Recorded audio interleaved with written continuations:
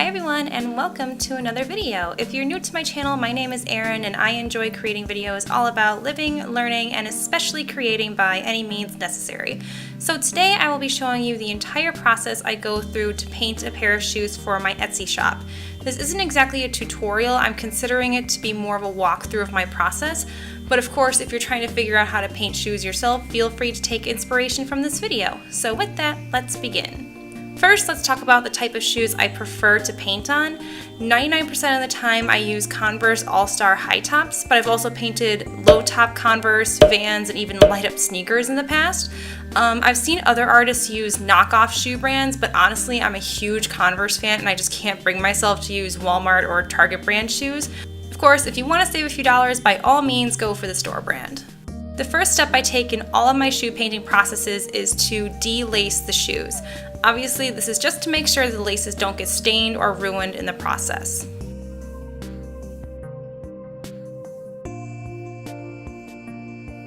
The next step is to tape up the soles.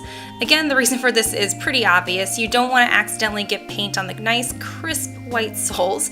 Once the acrylic paint dries on rubber, it's super tricky to remove, so you need to take the steps to prevent it. Here I'm using Scotch Blue painter's tape to get the job done, and as you can see, I'm using several small pieces rather than one large one. The reason for this is because shoes have curved edges and one piece of tape won't seal the edges properly. Using several small pieces ensures that you have a tight seal all the way around.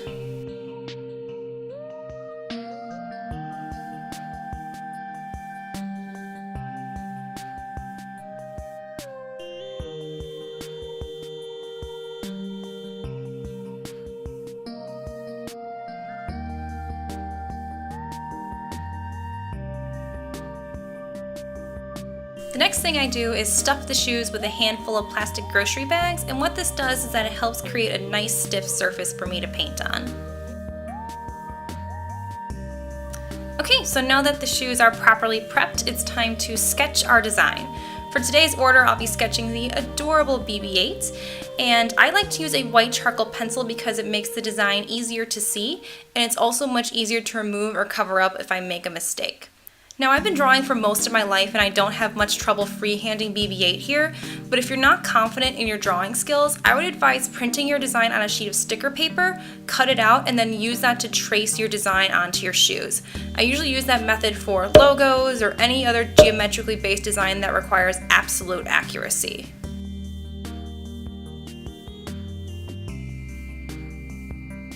Now that I have a rough sketch of BB-8, it's time to prime him. To do this, I'm applying a layer of plain white fabric paint and then I let it dry and cure overnight. The reason I do this is because if you paint straight onto raw canvas, the paint will just be absorbed and the colors will be extremely muddy. Priming the painting surface like this ensures bright colors and creates a flexible base that won't crack or peel as time goes on.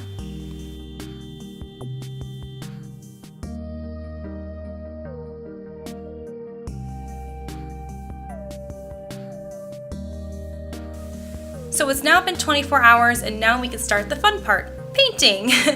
For my paints, I use Winsor & Newton acrylic paints. They're a little bit on the pricey side, but I absolutely love their color selection and they don't fade or flake like the cheaper brands of acrylic paints do. And here I'm showing you my secret weapon. This stuff is called paint retarder, and its job is to slow down the drying time of acrylic paint. I use this because acrylics usually dry very quickly, usually within a few minutes, and this can cause the paint to crack over time as the shoes are worn. So the retarder makes the paint a little bit more rubbery and thus allows it to move and stretch. And plus, with a longer drying time, I can blend my colors on the surface of the shoes rather than trying to mix several colors beforehand.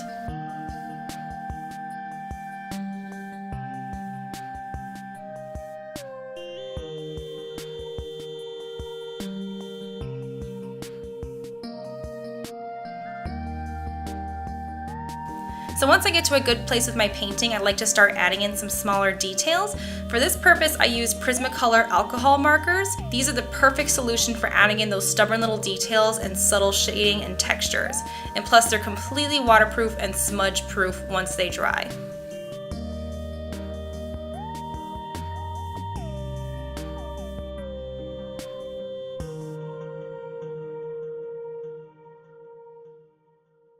So once I'm happy with the design and added in this little space background, I set the shoes aside and let them dry for about an hour. And then once the shoes are dry, I remove the stuffing, take off the tape, my favorite part personally, and then relace the shoes.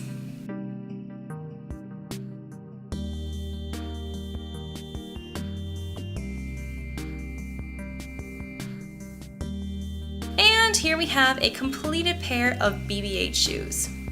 Thank you so much for watching. I really hope that you guys enjoyed this little walkthrough of my shoe painting process. If you did, please make sure to give this video a thumbs up so I know to make more videos like this in the future. If you're interested in ordering a pair of painted shoes from me, I will leave a link down below to my Etsy shop. Or if you want to try painting shoes for yourself, I will leave links to all the supplies I use in the description as well. And of course, if you want to see more videos and more content from me, please make sure to subscribe. Thanks again for watching, and I'll see you in the next video.